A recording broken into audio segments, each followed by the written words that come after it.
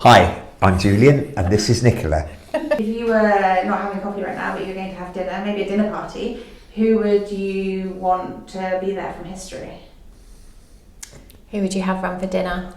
Well, I think the first person I would invite would be Elizabeth Woodville, Okay. with the fourth beautiful Queen. Clearly because she was intelligent and she knew a lot about economics and we could discuss military history, etc. So I think that she would be the first person that I invited. How about you? Well, yeah, I can see the rationale for that. I would go for King John. Oh, Johnny boy. Yeah, I know that you're Why fond didn't of- I think of him? Yeah. Well, yeah, because he gets such a bad rep, and I know that you've done work to try and rehabilitate him a little bit. Unsuccessfully. Unsuccessfully, maybe, but I would just like to know if he really was as bad as people thought that he was, or if there was something to like about him. He'd probably nick all the peaches, wouldn't he? He's the one that died of a surfeit of peaches. Lampreys was Henry the First, wasn't it? Yeah. So you may serve up, here's the peach and lamprey surprise, John. Yeah. So who else would you have? Jane Shore, I think. Okay, So Jane Shore. the mistress of Edward IV, very Yeah. beautiful. And people liked her, didn't they? And, Yeah, she was very popular, wasn't she? Yeah, and Richard III wanted to disgrace her and made her walk through the streets, and he thought that people would throw rotten vegetables at her, but they didn't, Yeah, did they? They liked her and gave her a good round of applause. Yeah. So I think she could come along on my little dinner. Okay. And for you? So I would go with the great musician Thomas Tallis, because Clue there, isn't there? there is a clue. Lots of people ask if we are related, and it's always slightly embarrassing when I have to say, don't really know. So I'd have dinner with him and I'd say, look, Tom, where's the family link? I bet there is one. There must be. I bet there is. That There must more be. often than not, that if there's a name in the past, there is a link. Yeah, but he didn't have children, so he's definitely not a great grandpa. Okay, so he's a Uncle relative, Tom yeah. somewhere. Yeah. Did I tell you I was in France, somewhere in Normandy, and I went past Chateau de Tallis? Yeah, you did. Yeah. How are the mighty fallen? That's mine. Yeah. Okay, so come on then. Who else would you have? One more choice. Joan, the Fair Maid of Kent, I think. Richard II's mother. Okay. Again, she would know a lot about politics and about the sort of military things at the time, and I'd enjoy Right. hearing her explain to me how the Battle of Crécy was won, for example. So there's a bit of a theme going on. Yeah, with maybe the there is, characters, isn't actually. there? Yeah. Well, I would choose the young Elizabeth I, because obviously I've just written a book about her, young Elizabeth. So I would ask if she felt that I had done her story justice and if I'd got it all correct. Well, you've written a book about Margaret Beaufort, though. Would you not have her? She could say the grace, couldn't she? Well, she could do, actually. Yeah, That's a good shout, because it is a close call, because I'd quite like to have dinner with her too. With old Maggie Beaufort. We don't call her Maggie. No, we don't. No. That would be good, Elizabeth, though. But I think she could be a bit petulant and spiteful, and hog all the food and refuse to pass you the whatever there was in the bowl or whatever. Oh, yeah. 'Cause she wouldn't pass anything because she was queen, would she? No, I've got Who no is doubt. queen? Yeah, exactly. I've got no doubt that I'd be there on my knees. I wouldn't be sat next to the Queen having dinner. That wouldn't be allowed. No. No. Maybe I could charm her. Maybe I could do a Christopher Hatton on her. Not sure if you're invited.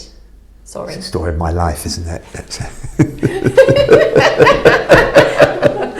The wild card. If one of the others couldn't, like you have a list of people and one can't come. One last person. Who would you have as the standby then?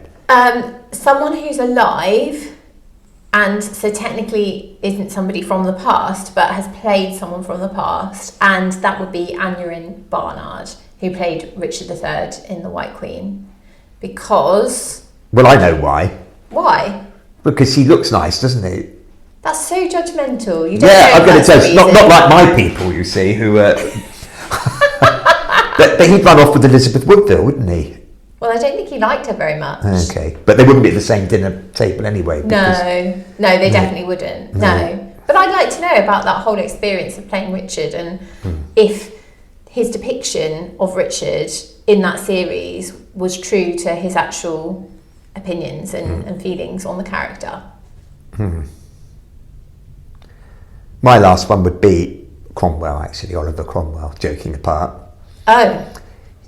Just because he was such an extraordinary character, and I'd like to see if it's really true that he was the sort of master of the dad joke and the practical joke, because we always think about Cromwell, don't we, as this sort of grim-faced Puritan.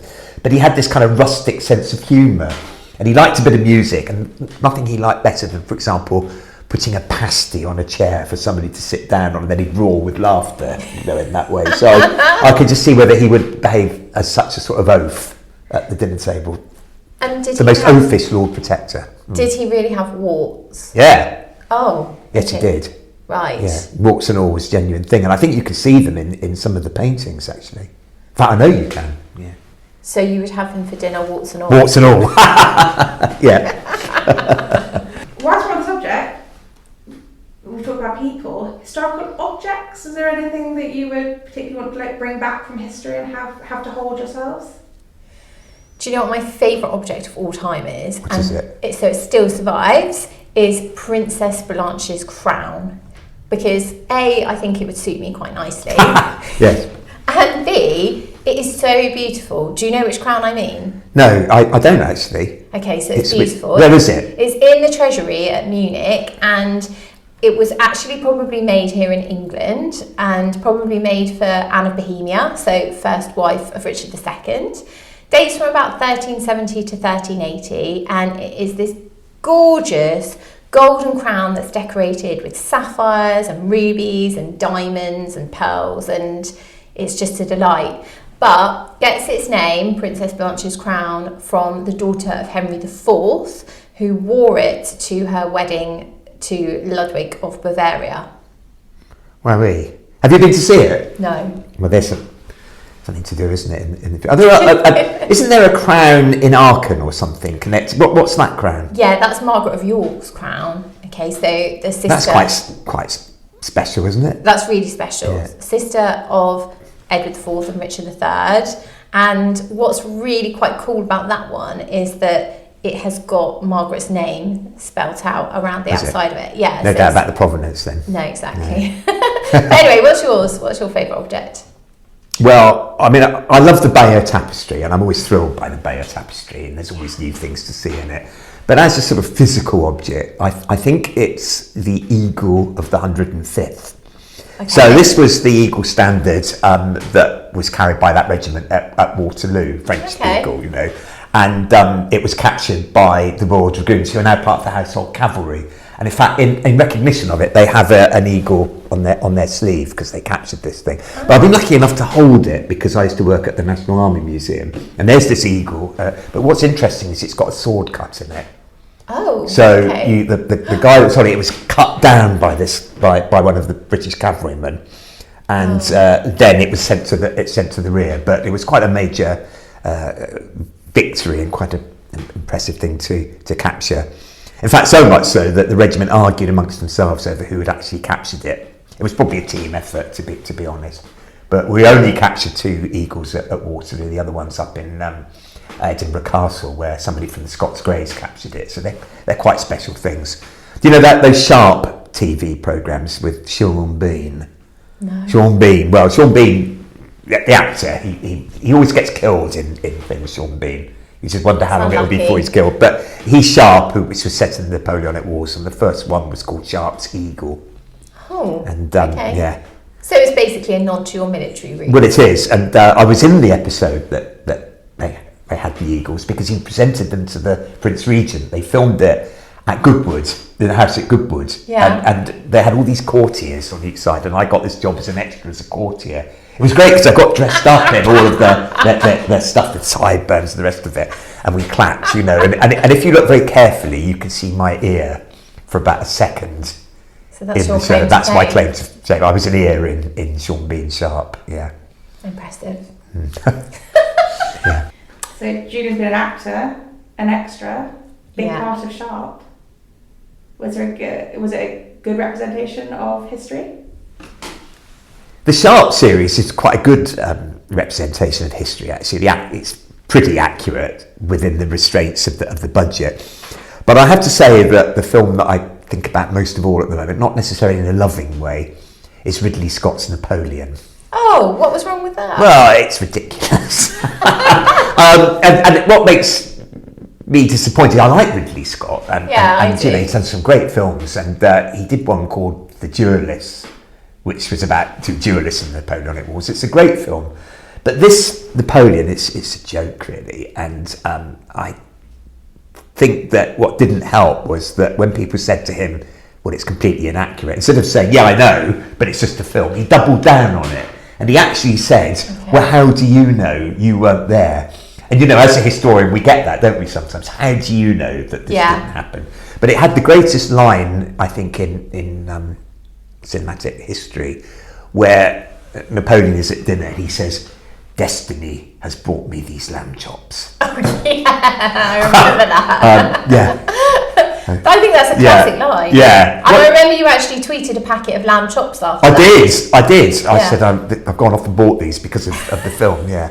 So it's a stupid film, actually, and it's more like a sort of Hogarthian Gilray romp. But it is quite entertaining, and you know, you watch it and think that's rubbish, but I've been to see it twice. Oh, okay. So I must have quite liked it. That much. Yeah. Okay. What about you? So I'm also a fan of Ridley Scott, and I have to say I do quite like Gladiator. Oh, yes. But because I don't really know anything about that period, I don't know if it's historically accurate or not, but I did quite like that. And the other one that I really love is the old school Vanessa Redgraves and Glenda Jackson, Mary Queen of Scots. I think that's a classic. Well, what makes that better than more recent ones of that? Just because they're better actors or what? Yeah, and I think all the scenery was lovely and the acting was just amazing. The costumes were really good. But the only thing that I don't really understand, and everyone does it, is they put in this scene where Elizabeth and Mary Queen of Scots meet, and as we know, they never met. But everyone does it, and I guess it makes good drama. Right, it's a dramatic device, I suppose. In Napoleon, you get Napoleon meeting Wellington, and it never happens, but you know, you can see why they might have done it. What scenery? Where did they film that? Did they do something up at Bamburgh? They might have done, actually. Maybe. Because we're going there next year, aren't we? With a tour, it should be good. Yeah. I know that they filmed Beckett there, and Richard Burton and Elizabeth Taylor used to get it on in the sand dunes there. Oh, okay. There we are. Yeah. On that bombshell. Great story. We chatted about Pontefract a couple of weeks ago because of the amazing coin that we had in for sale. Are there any historical places that would you say your favourite places? I guess for me it has to be a castle, because you know that's what I do, isn't it? As I often say, my career is in ruins, so it's got to be a castle. And I think my favourite one, and interesting, Alison Weir said that it was one of her favourite places, is Warkworth Castle, which is up in Northumberland. Not because it's, you know, very warlike, but because it's organised in such a way you can see how the household worked. So you literally got upstairs, downstairs. So upstairs you've got all the toffs and the Earl of Northumberland. Downstairs you've got the servants. But from the beer cellar, there's a special spiral staircase that takes you up to the buttery. And from the wine cellar, there's a spiral staircase that goes up to the high table. And it's like that in it, the whole thing. It's got running water, it's got air conditioning after fashion in it. So it's all about, living there, not just about fighting. And I love to go around it. It's my fave. I've never been there, but somewhere that I have been with you, I guess this counts as a historical place as such, is the battlefield at Bosworth. Oh, yeah. And we have been there not very long ago, and there's nothing to see. It's obviously just a field, but when you think about the fact that the whole face of English history changed on that field, suddenly there becomes something very tangible and very real about it. And also thinking about the people that lost their lives there that day. So I think that that's somewhere that I find very evocative. Well, I do. I mean, it's difficult not to get slightly emotional, isn't it, when you think about it? Yeah. And as I sort of say to people when we're there, the only thing that separates us from those people is time, isn't it? Yeah. But to stand on the very spot is something that means something, doesn't it? So, yeah, Bosworth is perhaps one of the most evocative places in that way. It's somewhere where you don't see a lot, but you imagine a lot, don't you? Yeah, exactly. Very meaningful. Mm.